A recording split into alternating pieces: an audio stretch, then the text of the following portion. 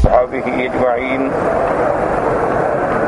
اللهم صل على سيدنا محمد وعلى آل سيدنا محمد كما صليت على إبراهيم وعلى آل إبراهيم في العالمين إنك حميد مجيد. أعوذ بالله من الشيطان الرجيم. بسم الله الرحمن الرحيم.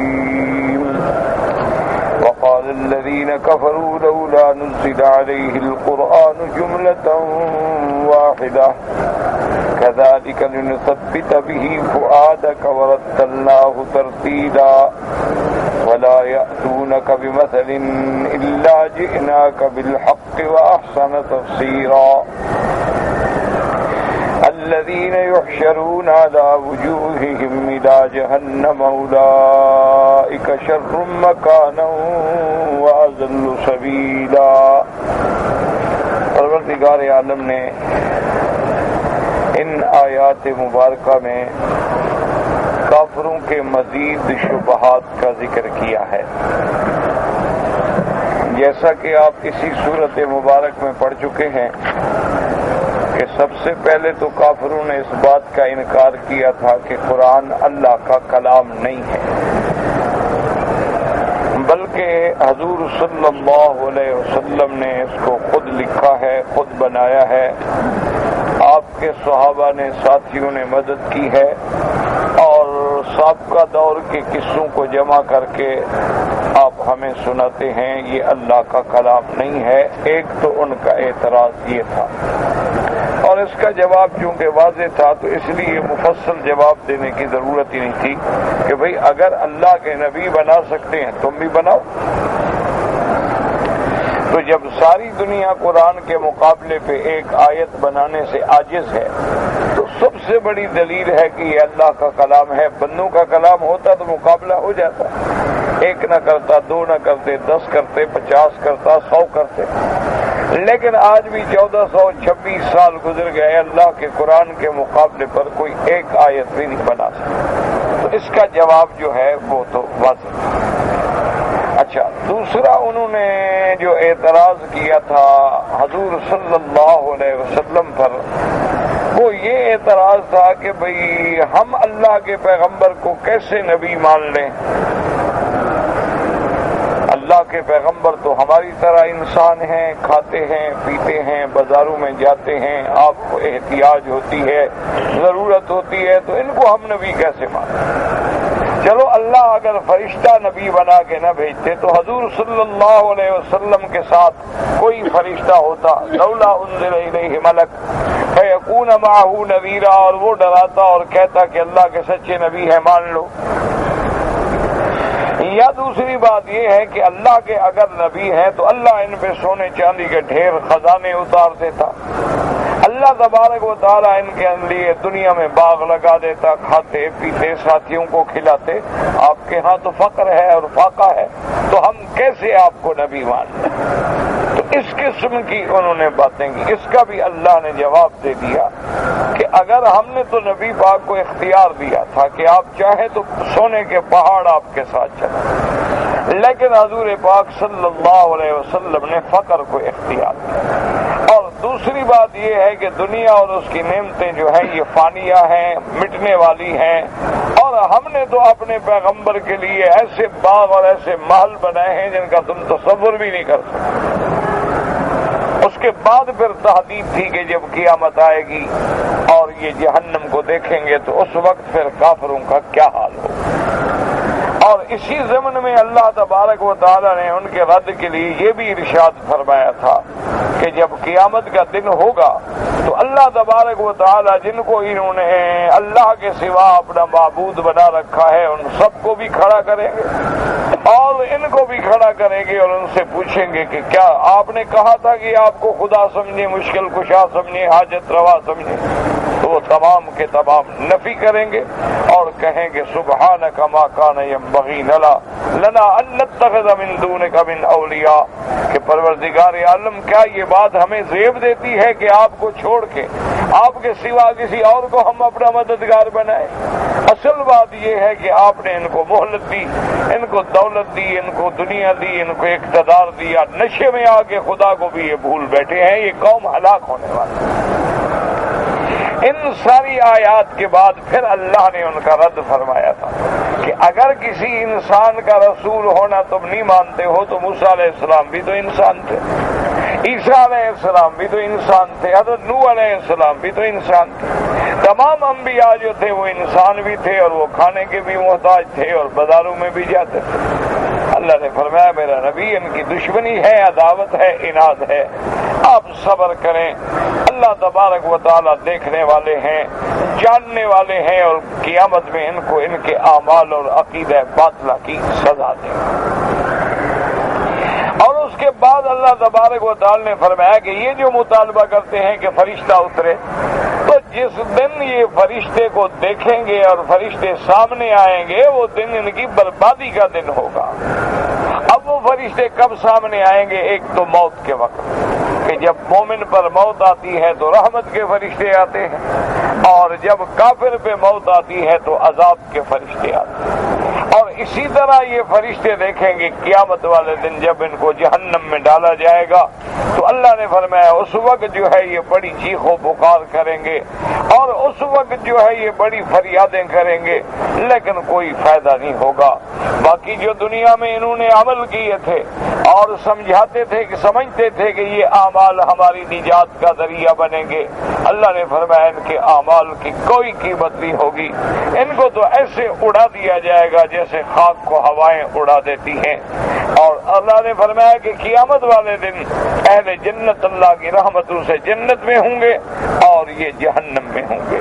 اور پھر اللہ نے وہ نقشہ کھینچا کہ جب پروردگار عالم حساب کے لیے تشریف لائیں گے، کما یلیق بشانہ تبارک و تعالی، جب عرش سے نزول اجلال فرمائیں گے، جب آسمان پھٹ جائیں گے، بادلوں میں فرشتوں کی تہ در تہ قطاریں اتریں گی، اور پھر اللہ تبارک و تعالی فصل قضاء کے لیے تشریف لائیں گے اور اعلان فرمائیں گے کہ ہے کوئی جو آج دعویٰ کرے ملک کا، الملک یومئذ الحق للرحمن وکان یوما علی الکافرین اسیرا، اور وہ دن جو ہے وہ کافروں کے لیے بے انتہا سخت دن ہوگا، اور اس دن کافر جو ہے اپنے ہاتھ کاٹیں گے اور روئیں گے اور چیخیں گے کہ ہائے کاش ہم نے پیغمبر کی بات مان لی۔ لیکن قیامت والے دن ان کو ندامت جو ہے وہ کوئی فائدہ نہیں پہنچائے گی کہ یہ دنیا دارالعمل ہے، اسی کے اندر آپ عمل کریں گے، اگر کوتاہی ہو جائے آپ توبہ کریں گے، اللہ کی طرف رجوع کریں گے تو اللہ تبارک و تعالی معاف فرما دیں گے۔ لیکن جب قیامت قائم ہو گئی، اب مومنین جنت میں ہوں گے، کافرین جہنم میں ہوں گے، اب نہ توبہ ہے، نہ ندامت ہے، نہ حسرت ہے، اب کوئی چیز فائدہ نہیں کرتے۔ اور اسی طرح پیغمبر عالم میرے آقا محبوب دو عالم صلی اللہ علیہ وسلم ارشاد فرمائیں گے، عرض کریں گے اللہ کی درگاہ میں۔ بعض علماء نے فرمایا کہ یہ بات دنیا میں ہوگی، بعض نے فرمایا قیامت میں ہوگی، اور دونوں باتیں ہیں، قیامت میں بھی ہوگی اور دنیا میں بھی ہوگی۔ وقال الرسول یا رب ان قوم اتخذوا هذا القرآن مہجورا، کہ پروردگار عالم یہ قوم ایسی ہے جن نے قرآن کو نظر انداز کر دیا ہے، قرآن کو چھوڑ دیا ہے۔ ایک نظر انداز کا معنی ہے قرآن پر ایمان ہی نہ لائے، وہ تو پکا کافر ہے۔ ایک معنی یہ ہے کہ ایمان تو لاتا ہے لیکن عمل نہیں کرتا تو وہ بھی گناہگار ہے، اس نے بھی قرآن کو چھوڑ رکھا ہے۔ اسی لیے حضرت انس بن مالک رضی اللہ تعالی عنہ سے روایت ہے کہ قیامت والے دن ایسے لوگ آئیں گے جن کے گلے میں اللہ کا قرآن ہوگا، اور وہ اللہ سے فریاد کرے گا کہ مولا ان لوگوں نے تو ہمیں لپیٹ کے طاقوں میں سجا دیا تھا، کبھی نہ ہم پہ پڑھا ہے نہ ہم پر عمل کیا ہے، اقضِ بینی و بینہ، آج اس کے اور میرے درمیان میں فیصلہ کریں۔ تو جب اللہ کا قرآن کسی کا مدعی بن جائے تو اس کی بربادی اور ہلاکت میں کیا شبہ ہو سکتا۔ اسی لیے اللہ نے فرمایا وقال الرسول یا رب ان قوم اتخذوا هذا القرآن مہجورا وكذلك جعلنا لكل نبي عدوا من المجرمين۔ اللہ نے فرمایا میرے محبوب آپ غم نہ کریں، اسی طرح ہر دور میں ہر نبی کے لیے مجرمین دشمن ہوتے ہیں اور ایسی باتیں کرتے ہیں، ایذا پہنچاتے ہیں، لیکن انبیاء سابقین نے بھی صبر فرمایا ہے اور آپ بھی صبر سے کام لیں۔ وَقَفَى بِرَبِّكَ هَادِيًا وَنَصِيرًا۔ آج کے سبق میں اللہ پاک نے ارشاد وَقَالَ الذين كفروا لولا نزل عليه القرآن جملة واحدة كذلك لنثبت به فؤادك ورتلناه ترتیلا۔ اب کافروں کا ایک اور سوال ہے، وہ کہتے ہیں کہ اگر یہ اللہ کا قرآن ہے اور آپ اللہ کے سچے نبی ہیں تو لولا نزل هذا القرآن، یہ قرآن جو ہے ایک ہی دفعہ جملتاً واحدہ کیوں نہیں اتارا گیا؟ اگر اللہ کا کلام ہے تو اللہ کٹھا قرآن دے دیتے، یہ جو تھوڑا تھوڑا کبھی 5 آیتیں کبھی 4 آیتیں کبھی 10 آیتیں، منع یہ ہے کہ خود بنا رہے ہیں نعوذ باللہ۔ ان کے کہنے کا مقصد یہ تھا کہ بھئی اگر یہ اللہ کا کلام ہے، اللہ کا قرآن ہے تو اللہ سارا قرآن کٹھا دے دیتے۔ 23 سال کی مدت میں حضور صلی اللہ علیہ وسلم پہ نجمن سورتن قرآن کا اترنا جو ہے، نعوذ باللہ یہ اس بات کی دلیل ہے کہ اللہ کا نبی خود قرآن بناتے ہیں۔ تو اس کا اللہ نے جواب دیا۔ اللہ تبارک و تعالی نے ارشاد فرمایا کہ میرے محبوب ہم نے قرآن تھوڑا تھوڑا کیوں اتارا ہے، اس میں حکمتیں۔ سب سے پہلی حکمت یہ ہے کہ کذالک لنثبت بہ فؤادک، کہ ہم قرآن کو اتار کے آپ کے دل کو طاقت دیتے ہیں کہ چونکہ قرآن آیا، اللہ کی رحمت آئی، اللہ کا کلام آیا، حضور کو طاقت ملی، آپ کے دل کو تسکین مل گئی کہ جبریل قرآن لے کے آ گیا، وحی لے کے آ گیا۔ تو تھوڑے تھوڑے اتارنے میں ایک یہ حکمت۔ دوسرا تھوڑے تھوڑے اتارنے میں یہ حکمت ہے کہ تورات کو تو اللہ نے قیامت تک رکھنا نہیں تھا، انجیل کی حفاظت کا تو اللہ نے وعدہ نہیں فرمایا تھا، لیکن قرآن کی حفاظت کا اللہ نے وعدہ فرمایا تھا کہ قرآن کو ہم نے اتارا ہے، ہم اس کی حفاظت کریں گے۔ تو یہ بھی ایک حفاظت کا ذریعہ تھا کہ جو قرآن اترا صحابہ نے یاد کر دیا۔ اب اگر سارا قرآن اکٹھا اتار دیا جاتا تو اس کا یاد کرنا بڑا مشکل ہوتا، اس کا حفظ کرنا بڑا مشکل ہوتا۔ تو اللہ کی ایک عنایت اور رحمت جو ہے یہ بھی، اور اسی طرح ایک حکمت یہ بھی تھی کہ جیسے جیسے اعتراض آتا گیا اسی طرح اللہ وحی میں جواب دیتے گئے۔ جیسے کافروں نے اعتراض کیا قرآن نازل ہو گیا، جیسے کوئی مشکل پیش آ گئی قرآن نازل ہو گیا، جیسے کسی صحابی کے سامنے کوئی اہم مسئلہ آ گیا قرآن نازل ہو گیا، جیسے مسئلہ ظہار آیا قرآن نازل ہو گیا، جیسے مسئلہ ایلا آیا قرآن نازل ہو گیا، جیسے مسئلہ تخییر آیا قرآن نازل ہو گیا، جیسے مسئلہ تطہیر آیا قرآن نازل ہو گیا، جیسے معاملات حدود آئے قرآن نازل ہو گیا، جیسے غزوات کا بیان آیا قرآن نازل ہو گیا، جیسے احکامات آئے قرآن نازل ہو گیا۔ مشرکین نے شرک کیا، توحید کے بارے میں آیات نازل ہو گئی، انہوں نے انبیاء کی تکذیب کی، اس بات رسالت کے لیے اللہ نے قرآن اتار دیا۔ تو قرآن کے آہستہ آہستہ اتارنے میں تو کروڑوں حکمتیں ہیں، اللہ اگر چاہتے تو سارا قرآن بھی آپ کو دے دے۔ اور دوسری بات یہ ہے کہ مثلا اگر قرآن اللہ چاہتے سارا اتار دیتے، اب مثال کے طور پر مسئلہ درپیش ہو گیا کہ ایک آدمی نے اللہ معاف کرے چوری کی، اس کی کیا سزا ہے؟ قرآن تو سارا اتر چکا تھا، اب فوراً دماغ کا اس آیت کی طرف جانا ہر آدمی کے بس میں تو ہے نہیں، پھر تو ڈھونڈنا پڑتا نا۔ اس طرح جب ایک واقعہ پیش آیا قرآن اتر گیا، اس پہ عمل بھی ہو گیا، دماغوں میں جم گیا۔ تو اس لیے اللہ پاک نے ارشاد فرمایا کہ میرے محبوب اگر ہم چاہتے ہیں تو ہم قرآن پاک کو جملہ واحدہ بھی اتار دیتے، اور اللہ نے لوح محفوظ سے بیت العزت میں تو سارا قرآن ایک دفعہ اتارا ہے۔ اللہ کا قرآن جو ہے لوح محفوظ میں بھی محفوظ، پھر لوح محفوظ میں سے بیت العزہ سمائے دنیا پہ بھی پورے کا پورا قرآن اترا۔ انا انزلناہ فی لیلۃ القدر وما ادراک ما لیلۃ القدر، تو قرآن سارا اترا۔ پھر بیت العزت سے اللہ نے حکم دیا کہ جبریل جو ہے جیسے حکم ہو قرآن لے کے محمد مصطفیٰ پہ نازل ہو، تو اللہ نے اس کو سارا بھی اتارا ہے، اللہ نے اکٹھا بھی اتارا ہے، لیکن اپنے نبی پہ آہستہ آہستہ اتارنے میں حکمت ہے، اور سب سے بڑی حکمت یہ ہے کذالک لنثبت بہ فؤادک، اللہ اپنے قرآن کے ذریعے محمد پاک کے دل کو تسلی دیتے ہیں، تسکین دیتے ہیں، کیونکہ اللہ کے ذکر میں دلوں کی تسلی ہے، اور قرآن سے بڑا ذکر کیا ہو سکتا ہے۔ اس لیے آپ نے دیکھا ہے نا کہ جب کوئی واقعہ پیش آتا قرآن اترتا، حضور فوراً خوش ہو جاتے۔ جب صلح حدیبیہ ہو گئی، مشرکین مکہ سے معاہدہ ہو گیا،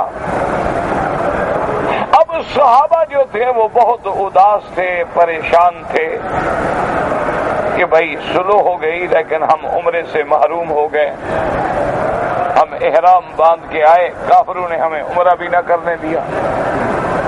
ایک تو ہم عمرے سے محروم ہو گئے، اور دوسری بات یہ ہے کہ اس طرح کافروں کی قوت کا اظہار ہو گیا، ہماری کمزوری کا اظہار ہو گیا کہ ہم عمرہ نہیں کر سکے۔ ان کی مرضی آئے تو ہمیں مکے میں آنے دیں، مرضی آئے تو ہمیں مکے سے روک دے، تو ہمارے لیے کمزوری ہے۔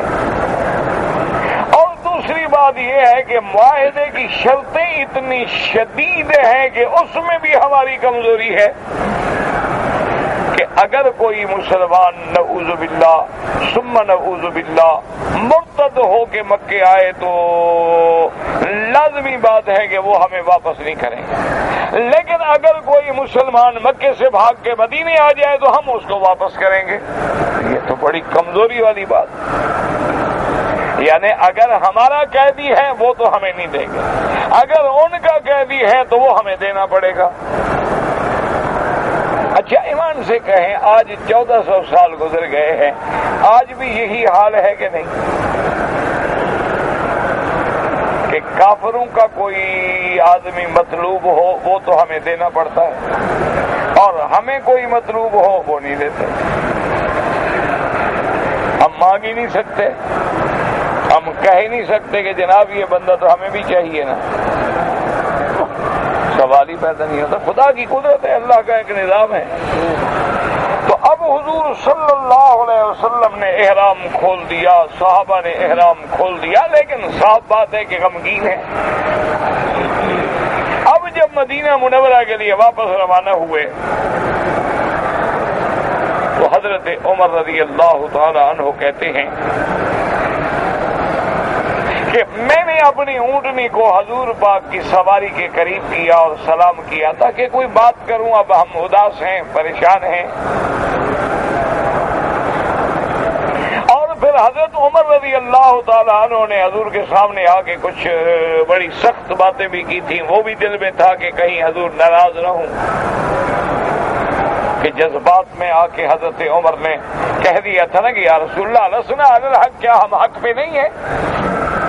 حضور نے فرمایا حق پہ ہیں۔ حضرت عمر نے کہا یا رسول اللہ مشرکین باطل اور جھوٹے نہیں ہیں؟ آپ نے فرمایا ہاں جھوٹے ہیں۔ تو کہا پھر ہم کیوں دب کے سلو کریں، کیوں کمزور ہو کے سلو کریں؟ جب آپ حق پہ ہیں تو ہم ڈٹ جائیں، زیادہ سے زیادہ یہی ہوگا ہم شہید ہو جائیں گے، تو پھر بھی تو گھاٹا کوئی نہیں۔ تو اس لیے حضرت عمر کے دل میں ایک بوجھ تھا کہ میری باتوں سے شاید آقا ناراض نہ ہوں۔ تو اب جناب فرماتے ہیں کہ میں سواری اونٹنی قریب لے آیا اور قریب آ کے میں نے السلام علیکم یا رسول اللہ، حضور نے جواب نہیں دیا۔ حضرت عمر رضی اللہ تعالیٰ عنہ کہتے ہیں کہ میں نے تھوڑا سا دیر کی، پھر میں نے دوبارہ سلام کیا تو حضور نے جواب نہیں دیا۔ پھر میں نے تیسری دفعہ سلام عرض کیا تو حضور نے جواب نہیں دیا۔ تو اب شریعت کا مسئلہ یہی ہے کہ 3 دفعہ کہیں، اگر جواب نہ ملے تو ہٹ جائیں۔ تو حضرت عمر کہتے ہیں میں بھی پیچھے ہو گیا، ابھی حضور ناراض ہے۔ تھوڑی دیر گزری کہ ایک آدمی نے آواز دی کہ عمر حضور آپ کو بلا رہے ہیں۔ حضرت عمر رضی اللہ تعالیٰ عنہ کہتے ہیں کہ میں سواری حضور کے قریب لے آیا، حضور نے فرمایا کہ عمر اصل جواب نہ دینے کی وجہ یہ ہے کہ مجھ پہ وحی اتر رہی تھی، ابھی ابھی جبریل قرآن لائے ہیں۔ سورۃ الفتح کی یہ ابتدائی آیات نازل ہوئی کہ انا فتحنا لک فتحا مبینا، کہ محمد مصطفیٰ صلی اللہ علیہ وسلم ہم نے آپ کو فتح مبین نصیب فرما دی ہے۔ حضرت عمر کو تو جوش تھا نا وہ مکے والی بات پہ، تو انہوں نے کہا فتح مکہ تھا یا رسول اللہ، کیا مکہ بھی فتح ہوگا؟ آپ نے سنا ہاں مکہ بھی فتح ہوگا، لیکن یہ صلح جو ہے یہ بھی فتح مبین ہے جن کو تم لوگ سمجھ نہیں رہے ہو۔ تو صلح کیسے فتح مبین ہے؟ تو علماء نے اور مفسرین نے لکھا ہے یہ اس طرح فتح مبین ہے کہ مکے والے تو حضور کو پہلے مکے سے نکالا، حضور کو جادوگر کہتے تھے، کبھی شاعر کہتے تھے، کبھی ساحر کہتے تھے، کبھی دیوانہ کہتے تھے، کبھی نعوذ باللہ جھوٹا کہتے تھے، اور آج میرے نبی کے سامنے بیٹھ کے ان کو فریق تسلیم کر کے صلح کر رہے ہیں۔ کوئی دیوانوں سے صلح تو نہیں کرتا نا، کوئی آدمی مجنون سے بیٹھ کے صلح کرتا ہے؟ مانا انہوں نے حضور کی قوت کو مان لیا ہے، اب اسلام کو انہوں نے اب فریق مان لیا ہے اور اسلام کی طاقت کو مان لیا، یہی تو فتح ہے۔ اور اسی سے آپ اندازہ کریں کہ جب حضور تشریف لائے ہیں عمرے کے لیے تو 1500 آدمی ساتھ ہے، اور 2 سال کے بعد جب حضور آ رہے ہیں تو 10,000 صحابہ کا لشکر ساتھ ہے۔ کیسے اسلام بڑا ہے؟ اور باقی اگر ہمارا آدمی مرتد ہو کے چلا جائے وہ ہمیں نہیں دیں گے، اچھا ہوا کہ اگر انگلی میں کینسر ہو جائے تو کاٹ کے پھینک دو، دفع کرو، ہم کیا کریں گے اس مرتد کو؟ اور اگر ہمارا مسلمان ہے اور مکے سے بھاگ کے مدینے آیا، ہم نے واپس کر دیا ہے، تو اچھی بات ہے، وہاں جا کے دین کی بات کرے گا، ہمارا آدمی تو وہاں رہے گا نا۔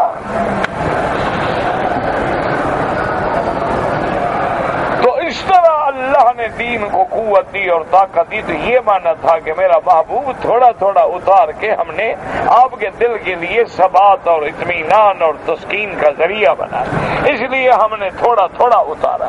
كَذَلِكَ لِنُثَبِّتَ بِهِ فُؤَادَكَ وَرَتَّلْنَاهُ تَرْتِيلًا، اور ہم نے اس کو اتارا تھوڑا تھوڑا کر کے، اور اس کے بعد اللہ پاک نے فرمایا وَلَا يَأْتُونَكَ بِمَثَلٍ وَلَا يَأْتُونَكَ بِمَثَلٍ إِلَّا جِئْنَاكَ بِالْحَقِّ وَأَحْسَنَ تَفْسِيرًا، اور میرا محبوب اگر دشمن کوئی مثل لائے تو ہم اس سے بہتر بات اتارتے ہیں آپ پر ان کو جواب دینے کے لیے۔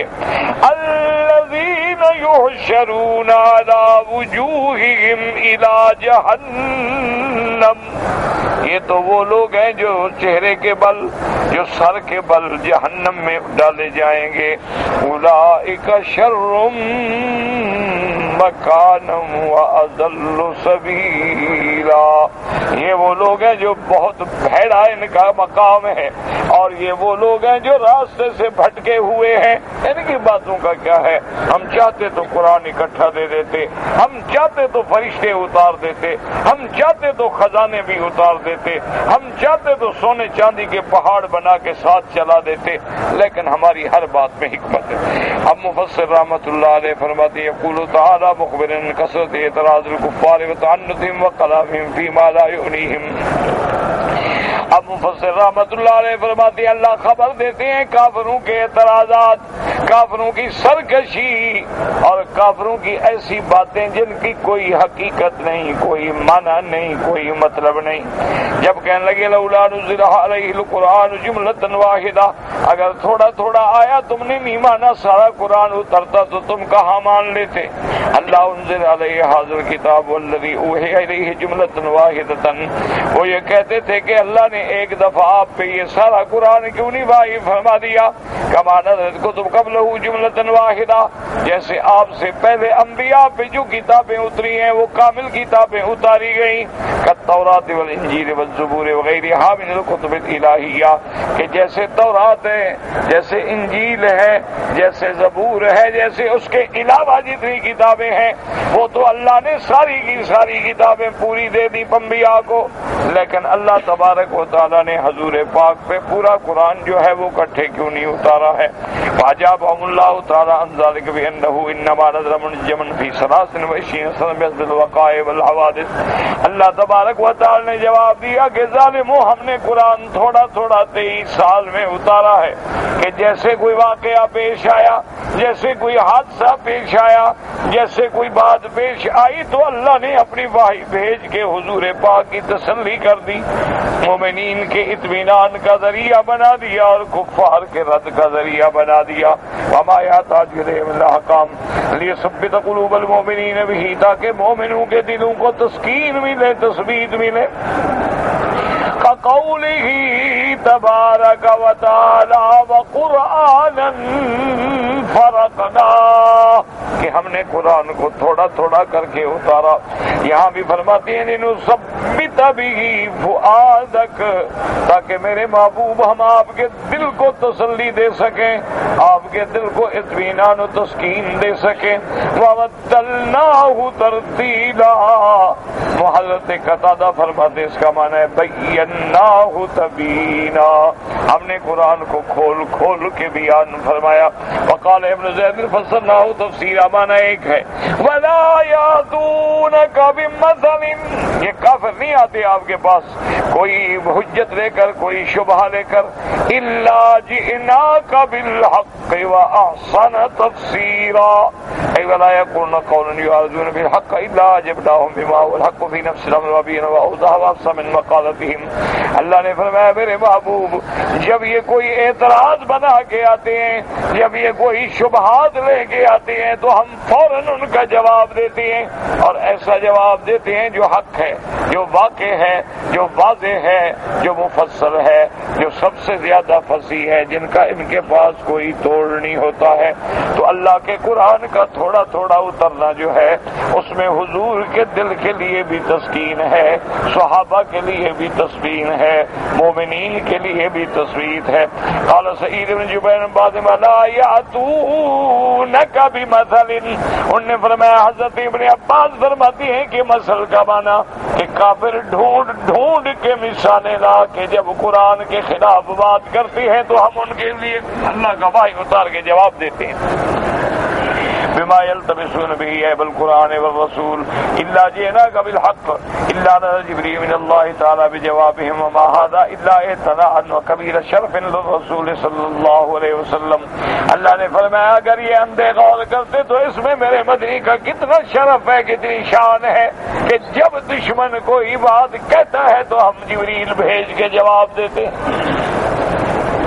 حيث كان يأتيه الوحي من الله عز وجل بالقرآن صباحا ومساء وليلا ونهارا سفرا وحضرا، یہ ہمارے پاک نبی کی کتنی شان ہے کہ سابقہ انبیاء کو تو ہم نے ایک دفعہ کتاب دے دی، لیکن اپنے پیغمبر کے لیے ہم نے صبح ہو، شام ہو، رات ہو، دن ہو، سفر ہو، حضر ہو، جہاں بھی ضرورت پیش آئی، آپ بدر میں کھڑے ہیں تو قرآن اترا، آپ خیبر میں ہیں تو قرآن اترا، آپ عرفات میں ہیں تو قرآن اترا، آپ مینا میں ہیں تو قرآن اترا ہے، مکے میں ہیں، مدینے میں ہیں تو قرآن اترا ہے۔ تو ہر بات کا ہم جواب بھی دیتے ہیں، اور حضور کی عظمت شان ہے کہ بار بار وحی آ رہی ہے اللہ تبارک و تعالیٰ سے۔ اب اس کے بعد فرماتے ہیں اللہ جئناک بالحق وأحسن تفسیرا وكل مرة كان يأتيه الملك بالقرآن لا كإنزال الكتاب ما قبله من الكتب المتقدمة، وهذا المقام أعلى وأجل وأعظم مكانة من سائر إخوانه الأنبياء صلوات الله وسلامه عليهم أجمعين۔ اب مفسر رحمت اللہ علیہ فرماتے ہیں کہ ہر بات پہ ہر دفعہ اللہ کے فرشتے کا اترنا، اللہ کی وحی لے کے آنا، یہ عظمت کی دلیل ہے محمد مصطفیٰ صلی اللہ علیہ وسلم کی کہ آپ کا مقام اتنا بلند ہے، آپ کی شان اتنا بلند ہے کہ ایک دفعہ وحی نہیں بلکہ بار بار جبریل آ رہے ہیں۔ اب اس کے بعد فرماتے فالقرآن اشرف کتاب انزلہ اللہ، اللہ کا قرآن جو ہے تمام کتابوں سے اشرف ہے، تمام کتابوں سے اعلیٰ ہے، تمام کتابوں سے کامل مکمل جامع مانے اللہ کی کتاب ہے۔ اشرف کتاب، سب سے اشرف، انزلہ اللہ، اللہ نے جتنی کتابیں اتاری ہیں ان سب میں اشرف اللہ کا قرآن ہے۔ ومحمد صلی اللہ علیہ وسلم اعظم نبی ارسلہ اللہ، جیسے یہ کتاب اشرف ہے اسی طرح محمد مصطفیٰ بھی سب سے اعظم ہے، سب سے بڑے ہیں، سب سے اجمل ہیں، سب سے اکمل ہیں، سب سے اعظم شان ہیں، تمام انبیاء کے امام ہیں، امام الانبیاء والمرسلین ہیں، سید الاولین والآخرین ہیں، خاتم النبیین ہیں، رحمت للعالمین ہیں۔ وقد جمع اللہ للقرآن الصفتین معا وفی الملأ الاعلی انزل جملۃ واحد من اللوح المحفوظ الى بیت العزة السماء الدنیا۔ اب مفسر رحمت اللہ علیہ فرماتے ہیں اللہ نے قرآن کے لیے دونوں حالتیں جمع فرما دی کہ لوح محفوظ سے بیت العزت تک کامل قرآن اتارا گیا اور بیت العزت سے دنیا میں تھوڑا تھوڑا کر کے اتارا گیا، تو کٹھا بھی اتارا گیا اور تھوڑا تھوڑا بھی اتارا گیا۔ قرآن میں تو دونوں صفتیں ہیں جو پہلی کتابوں میں نہیں ہیں۔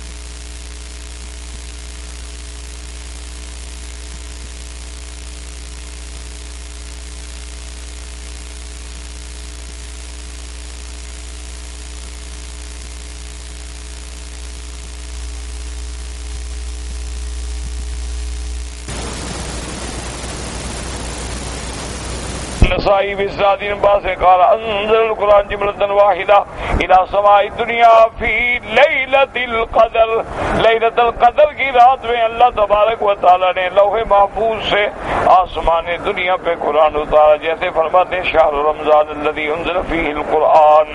اسی لیے حضرت ابن عباس رضی اللہ تعالیٰ عنہ فرماتے تھے کہ لیلۃ القدر لازم رمضان میں ہے، کیوں کہ اللہ فرماتے ہیں شہر رمضان الذی، یہ وہ مہینہ جس میں ہم نے قرآن اتارا ہے، اور دوسری جگہ فرماتے ہیں انا انزلناہ فی لیلۃ القدر وما ادراک ما لیلۃ القدر۔ تو معلوم ہوا کہ لیلۃ القدر جو ہے وہ لازم رمضان مبارک میں، کیونکہ بعض علماء کہتے ہیں نا لیلۃ القدر سارے سال میں ہوتی ہے، کبھی ہو سکتی ہے، کسی مہینے میں ہو سکتی ہے، لیکن حضرت ابن عباس فرماتے تھے لیلۃ القدر ہے، یقینی ہے اور رمضان میں ہے، کیونکہ اللہ کا قرآن یہی بتلاتا ہے کہ شہر رمضان الذی انزل فیہ القرآن، اور دوسرے مقام میں فرماتے انا انزلناہ فی لیلۃ القدر، تو معلوم ہوا کہ لیلۃ القدر رمضان میں ہے۔ اور حضرت ابن عباس تو فرماتے تھے کہ زیادہ یقین یہ ہے کہ 27 کی رات میں ہوتی ہے، یعنی زیادہ خیال ہے، ورنہ تو اللہ کو پتہ ہے عشر الاواخر میں کبھی ہو سکتی ہے، لیکن حضرت ابن عباس فرماتے تھے زیادہ توقع یہ ہے کہ وہ 27 کی رات، لیکن یہ حکمتیں ہیں، کہیں 27 ہوگی تو کہیں 25 ہوگی، کہیں 27 ہوگی تو کہیں 26 ہوگی، کہیں 27 ہوگی تو کہیں جناب 2 دن کا فرق، 1 دن کا فرق ہو، یہ اللہ کا نظام ہے۔ لیلۃ، اسی لیے حکم ہے کہ تحروا فی العشر الاواخر، کہ تم نے لیلۃ القدر ڈھونڈنی ہے تو آخری 10 دن 10 راتیں محنت کرو، جاگو، رمضان کے سارے کہ جب بھی ہوئی تو نصیب ہو گئی۔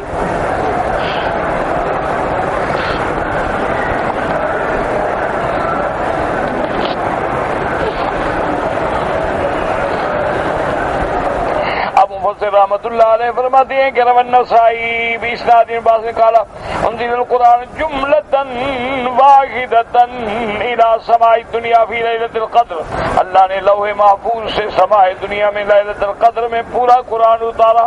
ثم نزل بعد ذلك فی 20 سنة، اس کے بعد 20 سال میں تھوڑا تھوڑا کر کے حضور پہ اتارا گیا. ولا يأتونك بمثل إلا جئناك بالحق وأحسن تفسيرا. اللہ نے فرمایا میرا محبوب جب دشمن کوئی بات بنا کے لاتے ہیں تو ہم ان کو رد کرنے کے لیے حق بات اتار دیتے ہیں. وقرآن فرقناه لتقرؤه الناس على مكث ونزلناه تنزيلا. اللہ نے فرمایا قرآن کو ہم نے تھوڑا تھوڑا کر کے اتارا تاکہ آرام آرام سے ٹھہر کے آپ لوگوں پہ پڑھیں، اپنی امت کو سنائیں، اس لیے ہم نے اس کو تھوڑا تھوڑا اتارا ہے. ثم قال تعالی مخبرا عن سوء حال الكفار في بعضهم يوم القيامة وحشرهم إلى جهنم في أسوأ الحالات وأقبح الصفات. اس کے بعد اللہ نے فرمایا میرا محبوب یہ اعتراض کرنے والے مشرکین اور کافرین جو ہیں ان کا قیامت میں کیا حال ہوگا. الذين يحشرون على وجوههم إلى جهنم أولئك شر مكانا وأضل سبيلا. وفي الصحيح عن سنن رجل قال يا رسول الله كيف يحشر قبل وجه يوم القيامة فقال إن الذي يمشي على رجليه قاضي يمشي على وجه يوم القيامة. جب اللہ نے قرآن اتارا کہ کافروں کو سر کے بل چلا کے جہنم میں ڈالا جائے گا تو صحابہ نے پوچھا کہ یا رسول اللہ سر کے ذریعے کیسے چلیں گے؟ حضور نے فرمایا جس اللہ نے ٹانگوں پہ چلایا ہے وہی سر پہ چلانے پہ بھی قادر ہے، وہ چاہے تو ٹانگوں پہ چلا دے، وہ چاہے تو سر پہ چلا دے. اصل وجہ علماء نے لکھی ہے کہ نعوذ باللہ آدمی کو آگ لگے نا آدمی اپنا چہرہ بچاتا ہے، جب ڈالا ہی سر کے بل ڈالا جائے گا تو بچائے گا کیا؟ یعنی آدمی کو تکلیف ہونا فوراً آدمی اپنا منہ چھپاتا ہے کہ منہ بچ جائے، سر بچ جائے، چہرہ بچ جائے، لیکن جب ان کو ڈالا ہی الٹا جائے گا تو کیا بچائیں گے؟ ایسے فرمایا کہ میرا محبوب ان کا تو حال یہ ہوگا قیامت میں الذین یحشرون علی وجوہہم الی جہنم اولئک شر مکانا واضل سبیلا. وہکذا قال مجاہد والحسن وقتادہ وغیر واحد من المفسرین رحمهم اللہ تعالی علیہم اجمعین. واللہ اعلم. اللہ اکبر.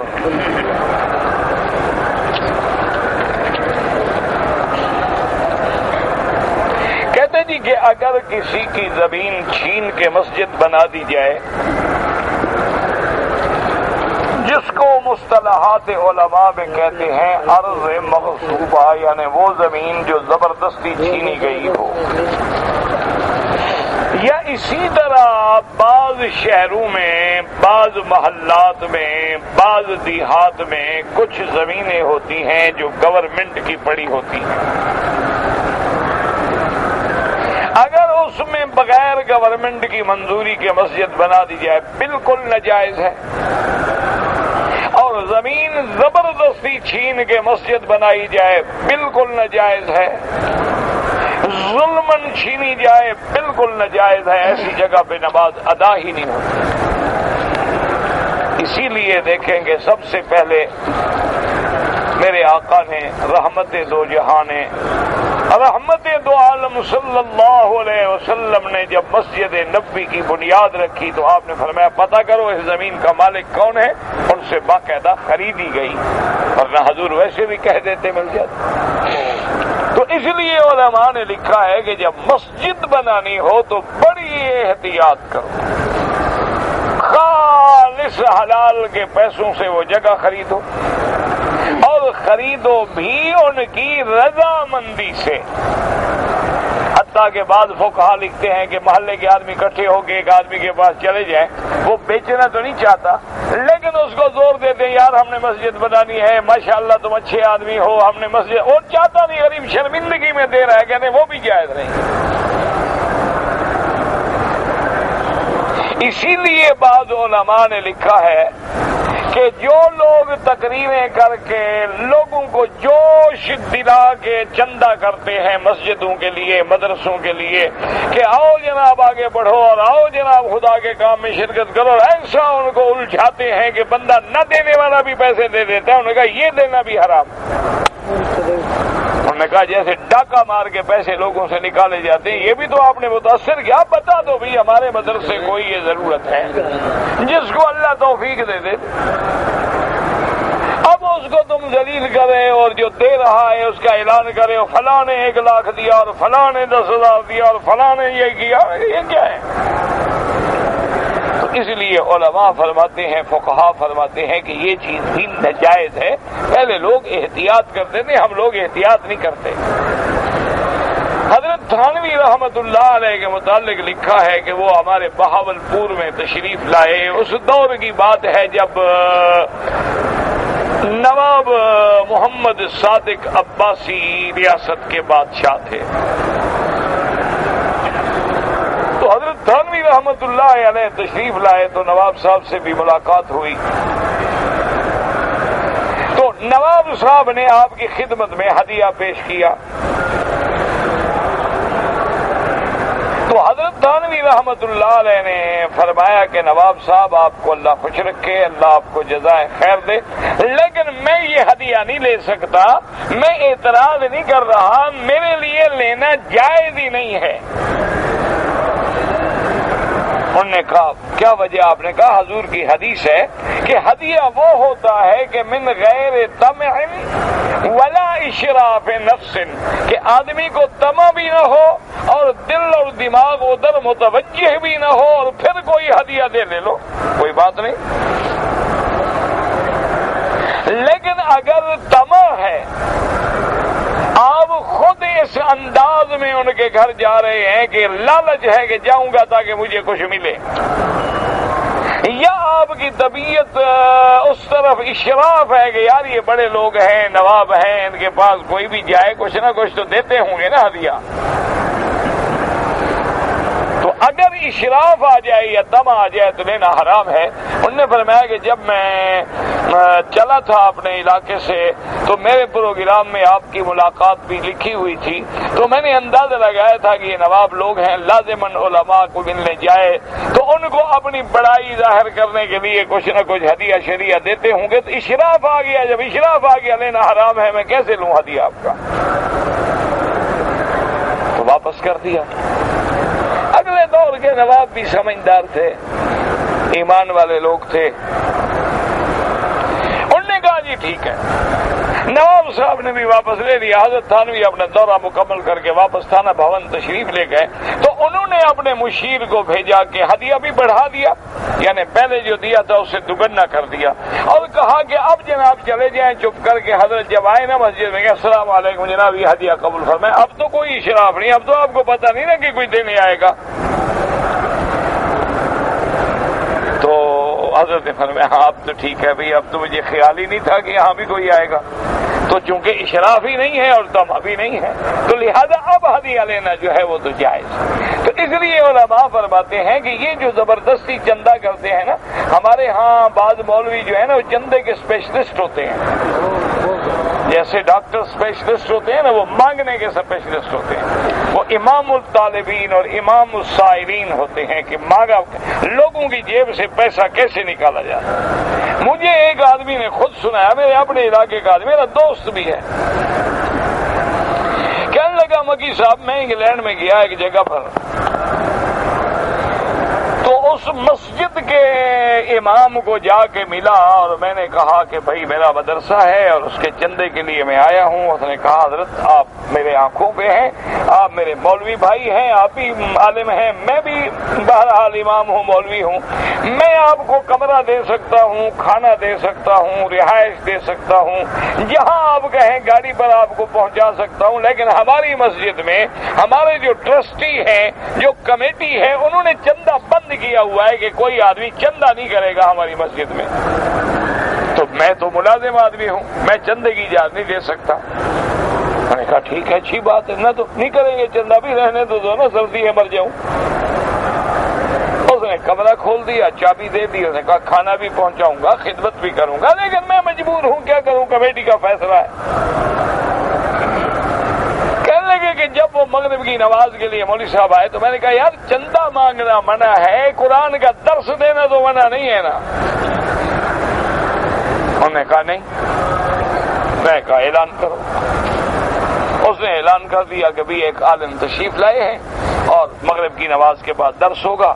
میں نے درس دیا اور درس جب میں نے ختم کیا اور دعا کا وقت قریب آیا تو میں نے کہا بھی میں نے آپ کی مسجد میں چونکہ کمیٹی نے فیصلہ کیا ہے کہ چندہ نہ کیا جائے، بہرحال یہ اچھا فیصلہ ہے، یہ غلط ہے، چونکہ آپ کا یہ فیصلہ ہے میں اس کے مطابق کوئی چندہ نہیں کرتا، لیکن میرے مدرسے میں اتنے طلباء ہیں اور ایسے مسکین ہیں اور یتیم ہیں اور بڑا مشکل وقت ان پہ گزر رہا ہے، میں صرف یہ درخواست کرتا ہوں کہ آپ نیک لوگ ہیں، رات تہجد میں ان کے لیے دعا کر دیجئے گا، چندہ نہیں کرتا میں آپ سے. اس نے کہا مکی صاحب اس مسجد سے جتنے مجھے پیسے ملے کسی مسجد سے نہیں ملے، میں نے مانگ لیا نا طریقے سے اپنا. تو یہ فن ہوتا ہے، یہ بھی اسپیشلسٹ ہوتے ہیں چندے مانگنے والے، لوگوں کی جیبیں خالی کرانا کو مذاق ہوتی ہے. وہ بیچارے ساری زندگی محنت کریں کمائیں اور مولوی اور پیر منٹ میں جناب جیب خالی کریں اور دینے کے بعد الٹا یہ بھی کریں کہ حضرت اللہ کرے قبول ہی فرما لیں. کیوں نہیں قبول فرمائیں گے جناب؟ بالکل ہضم فرما لیں گے انشاءاللہ. لیکن آپ دے کے تجربہ تو کریں، مجالے کا بھی پوچھیں گے حلال ہے یا حرام ہے. نہ ایمان سے کہو کوئی مل آنر آ کر ہمیں پیسے دے، کوئی انشورنس کمپنی والا ہمیں پیسے دے، کوئی بینکر ہمیں پیسے دے، کیسے حلال ہے؟ سودی کاروبار ہے، حلال کہاں سے ہو گیا؟ اچھا آپ انگلینڈ میں جائیں، یورپ میں جائیں، وہاں جو لوگ چندہ دیتے ہیں، کئی لوگ ہیں جن کے ریسٹورانٹ ہیں ان میں شراب بیچتے ہیں، کئی لوگ ہیں جو اپنے ریسٹورانٹ میں خنزیر کا گوشت بیچتے ہیں، وہی چندہ ہمیں دیتے ہیں. وہ کیسے حلال ہو گیا جناب؟ کئی لوگ ہیں اللہ معاف فرمائے ڈاکے مارتے ہیں، اسمگلنگ کرتے ہیں، بڑے بڑے مافیے ہیں، وہ آگے چندہ دیتے ہیں، وہ کیسے حلال ہو گیا؟ تو اس لیے بڑی احتیاط کی ضرورت ہے. کبھی زمین جو غصب کی جائے، ظلمن لی جائے یا حکومت یا کسی مالک کے بغیر اجازت کے لی جائے، اس میں مسجد ہرگز نہ بنائیں. یہ اللہ کا گھر ہے، اللہ کا گھر ہر چیز سے پاک ہونا چاہیے. ضروری ہے کہ آپ بڑی بنائیں، چھوٹی بنا دیں، دور بنا دیں، لیکن چوری نہ کریں، ڈاکہ نہ ماریں.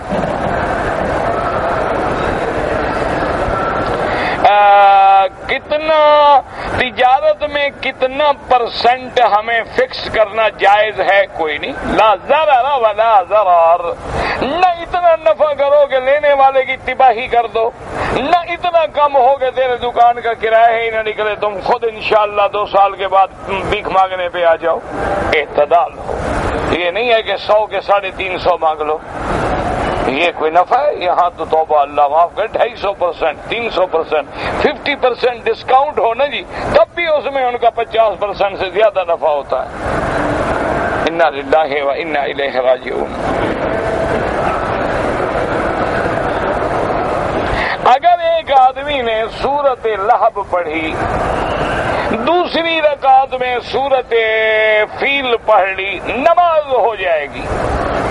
لیکن افضل یہ ہے کہ سورتیں ترتیب سے پڑھو کہ سورۃ اللہب پڑھی ہے تو بعد میں اخلاص پڑھو، بعد میں فلق پڑھو، بعد میں الناس پڑھو. لیکن اگر آگے پیچھے ہو جائے نماز ہو جائے گی، نماز میں کوئی حرج نہیں.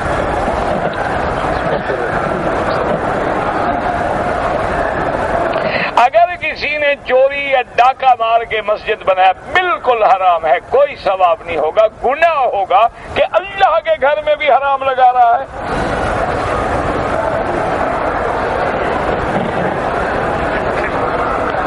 مستوشمات جو ہے نا جی، واشمات، واصلہ، مستوصلہ، واشمہ، مستوسمہ، یہ معنی ہوتا ہے. واصلہ کہتے ہیں اپنے بالوں سے بال جوڑنا، کہ دکھانے کے لیے کہ او بہت لمبے بال ہیں، یہ پتہ نہیں کہ وگ لگائی ہوئی ہے، یہ پتہ نہیں ہے کہ اس نے تو بال جوڑے ہوئے ہیں، یہ حرام.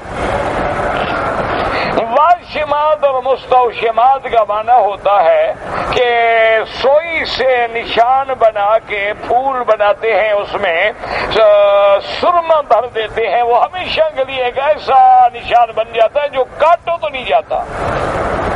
یہ ہوتا ہے وشم، یہ حرام ہے، شریعت نے حرام کیا۔ اسی طرح متنمسات کا معنی ہوتا ہے کہ دانتوں کے درمیان میں فاصلہ بنانا، کہ باریک باریک فاصلہ کریں گے تاکہ ایسا تو خوبصورت نظر آئے، جمال نظر آئے، یہ بھی حرام ہے۔ ہاں اگر دانت پہ دانت چڑھ گیا ہے اس کو ٹھیک کرا رہے ہیں وہ ٹھیک ہے، اگر دانت تکلیف دے رہا ہے اس کو کاٹ کے ٹھیک کر دیا ہے ٹھیک ہے، اگر ایک دانت بڑا ہوا ہے عیب نظر آتا ہے اس کو ٹھیک کر دیا نیچے سے کوئی بات نہیں، لیکن یہ ہے کہ حسن و جمال میں اضافہ کرنے کے لیے دانتوں میں فاصلہ کرنا اور بھویں باریک کرنا اور سوراخ کر کے ان میں پھول پتی بنانا یہ سب حرام ہے، حضور پاک نے منع فرمایا ہے۔ ایک ہی آدمی ہے، وہ بھی وہی لکھا یہ بھی وہی لکھا، سرکاری جگہ پر گاؤ آباد ہوئے مسجد بت بناؤ۔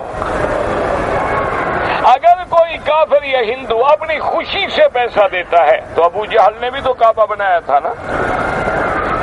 اچھا پتہ ہے ابو جہل وغیرہ تھے کافر، لیکن ان کو بھی اتنا ڈر تھا کہ کعبے کو چھوٹا کر دیا لیکن حرام کا پیسہ نہیں لگایا۔ انہوں نے کہا ہر آدمی وہ پیسہ لائے جو خالص حلال ہو، نہ ڈاکے کا ہو، نہ زنا کا ہو، نہ شراب کا ہو، نہ چوری کا ہو، پیسے پورے نہ ہوئے، نے کہا کعبہ چھوٹا کر دو لیکن حرام کا پیسہ نہ لگاؤ۔ کافروں نے بھی اتنا احتیاط کیا ہے، مسلمان نہ کریں، اللہ ہدایت دے۔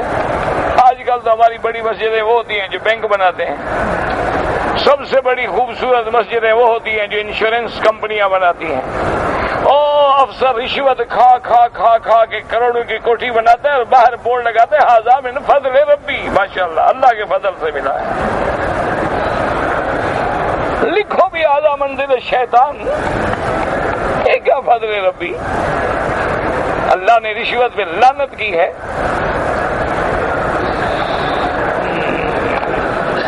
اگر ایک آدمی مسافر نہ ہو اور سفر کی نماز پڑھے بالکل لوٹائے، گناہگار ہے۔ اگر آپ کا سفر جو ہے 48 میل شرعی بن جاتا ہے تو مسافر ہو جائے گا، بعض ائمہ کے نزدیک 7 میل بھی سفر ہے۔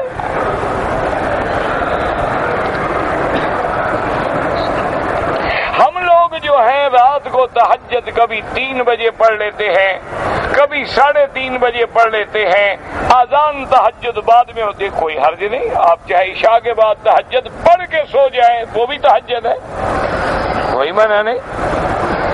عشاء کی نماز پڑھ کے کھانا وانا کھا کے جب سونے کا وقت آئے وضو کر کے تہجد پڑھ کے سو جاؤ، کوئی بات نہیں، ضروری تو نہیں کہ اذان کے بعد تہجد پڑھو۔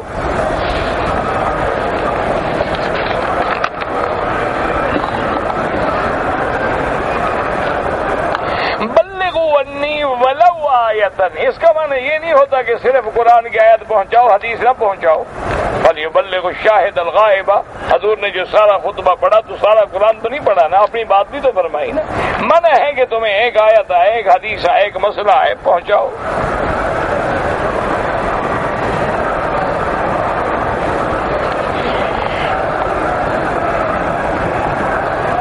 اگر آدمی نے وعدہ توڑا ہے توبہ کرے، قسم توڑا ہے تو کفارہ ادا کرے۔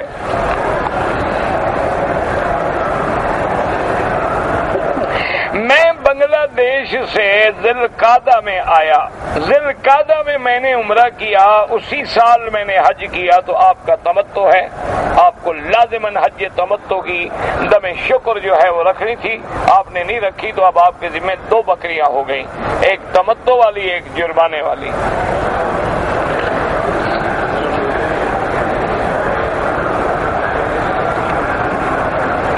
میں آپ کے لیے دعا کرتا ہوں اللہ جزائے خیر دے،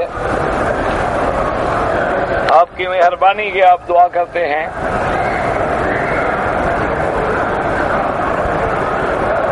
ایک آدمی نے عمرہ کیا، عمرہ کرنے کے بعد کپڑے پہن لیے، 2 گھنٹے گزر گئے، بعد میں یاد آیا تو بال کٹوائے، کوئی حرج نہیں، لیکن اللہ توفیق دے تو 1 ریال 2 ریال خیرات کر دو، صدقہ کر دو۔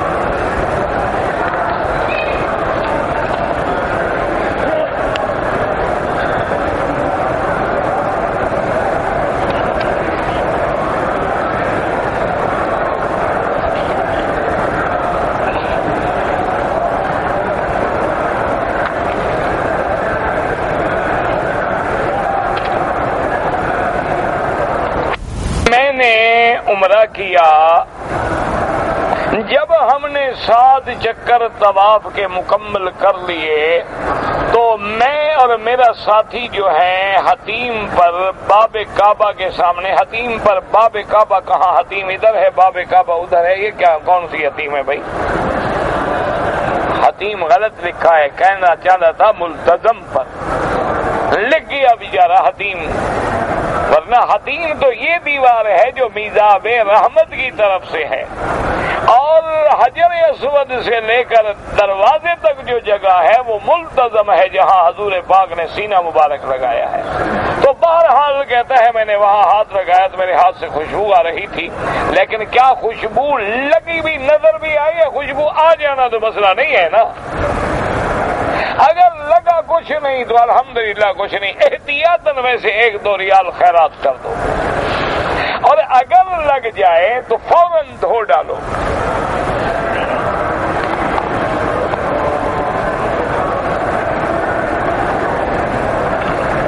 کہتے جی کہ حضرت آدم علیہ السلام سے کسی نے کہا تھا کہ آپ گندم دانہ نہ کھاتے، یہ گندم دانہ تو پتہ نہیں تم نے کہیں سے نکالا ہے، یہ سارے قرآن میں پڑھ جاؤ کسی جگہ گندم دانے کا ذکر ہے؟ بس لوگوں کی زبان پہ آ گیا آدم نے گندم دانہ کھایا، گندم دانہ کھایا، پتہ نہیں انہوں نے کاشت کی تھی وہاں۔ اللہ کے بندے، قرآن میں لفظ ہے وَلَا تَقْرَبَا هَٰذِهِ الشَّجَرَةَ کہ تم دونوں اس درخت کے قریب نہ جاؤ۔ گندم کے درخت ہوتے ہیں بیوقوف آدمی، گندم کے کھیت تو ہوتے ہیں، درخت تو ہوتے ہی نہیں ہیں۔ وہ تو درخت بھی پتہ نہیں کون سا تھا، جب قرآن نے نام نہیں لیا تو ہمیں کیا پتا کیا درخت تھا۔ وَلَا تَقْرَبَا هَٰذِهِ الشَّجَرَةَ تو بہرحال کس نے؟ یہ حضرت موسیٰ علیہ السلام نے کہا تھا کہ ابا جان اگر آپ یہ غلطی نہ فرماتے، آپ یہ بھول نہ جاتے تو ہم سب کو بھی تو نیچے نہ اترنا پڑتا نا، آپ کو نکالا گیا تو ہم بھی تو جنت میں نہ گئے۔ تو حضرت آدم علیہ السلام نے فرمایا کہ موسیٰ علیہ السلام تم اللہ کے نبی ہو، اللہ کے رسول ہو، صاحب تورات ہو، تورات میں تم نے یہ نہیں پڑھا لکھا ہوا ہے کہ میری پیدائش سے بھی 2000 سال پہلے اللہ نے ہر چیز لکھ دی تھی، یہ لکھا ہوا ہے؟ تم نے کہا ہاں لکھا، تم نے کہا پر میں کیا کرتا؟ تو اب موسیٰ علیہ السلام چپ ہو گئے۔ اب کوئی جب تقدیر کا فیصلہ حکمتیں ہیں، اگر حضرت آدم اس درخت کے پاس نہ جاتے تو صرف جنت میں آدم و حوا رہتے، ہم کہاں سے آتے؟ آپ کے اتارنے میں بھی حکمت تھی، آپ کو دنیا میں بھیجا، دنیا کو آباد کیا، دنیا میں مخلوق پیدا ہوئی، پھر 1,24,000 پیغمبر آئے، ورنہ تو یہ سارا نظام ہی نہ بنتا۔